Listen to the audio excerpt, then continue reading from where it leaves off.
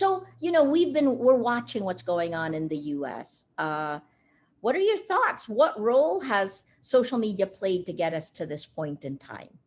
Yeah, well, I think the thing that I find sort of interesting is sort of everyone's sort of shock and surprise about actually how close it is. And I think it gets down to, a lot of journalists, and I know it's sort of like we talk about this all the time. Everybody's in an information bubble, but I think that there's a real difference between people recognizing it in the abstract and really like properly engaging with the other bubble. And when you look at Facebook, the consistently every week, the top performing, media is all like very conservative, alt-right media.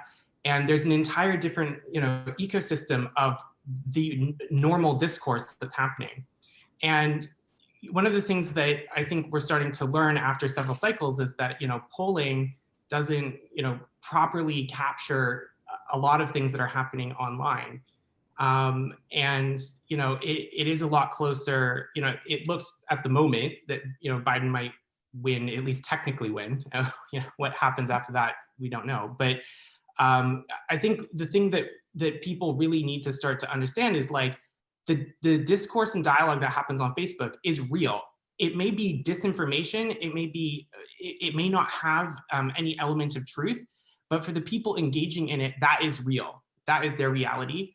And, that will ultimately sort of impact how, broader political discourse is happening.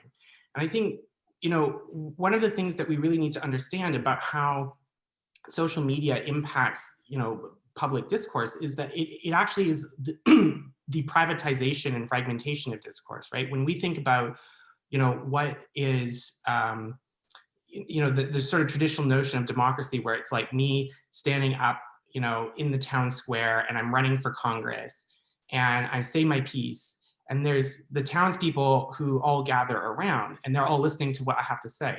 If I lie in that circumstance, there may be an opposing candidate, there may be a journalist, somebody from civil society, Joe, who knows a thing or two about what I'm talking about, who can just say, that's not true, no. Or there's another angle to that. And important also in that circumstance is that everybody in that audience, in that town square, knows what's happening, right? They know that I'm a candidate. They know that I'm trying to convince them of something. They're aware of the context of the situation. The difference with what's happening now online is as a candidate, I can now become invisible. I can go and whisper into every single person's ear something, and that thing can be different. And I have the benefit now of not only being this sort of invisible phantom, but I can look like whatever I want. I can look like a journalist. I can look like a news source. I can look like a professor. I can look like your friend. I can look like an average guy. I can look like whatever I want. And also, I can tell you things with the benefit of having listened to every conversation that you've had over the past 10 years. I can read your text messages. I can look at all the music that you listen to. What TV shows do you watch? Everything about your entire sort of existence, I can know individually. And that means that when I'm whispering into that person's ear, I can craft what I'm saying to target and pick at whatever is going to make them most anxious or most angry. And the real problem in that situation is if all of a sudden everybody is just wandering around through their lives, not realizing that what they're engaging with is actually somebody trying to convince them of something that may not be true, and is crafted to them to specifically pick at what their probable vulnerability is. How do you have a functioning, democracy when all of a sudden everyone's reality is separate now? People don't even understand what's happening.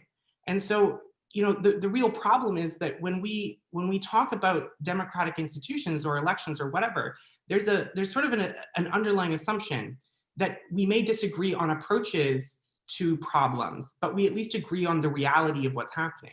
And the problem with what we're seeing on Facebook is people don't even have a common reality anymore. And so I think when there's sort of this shock at like how close it is, it's like, guys, look at Facebook. Look at what's happening on Facebook. It's right there. It's just we have to actually engage with it and treat it seriously.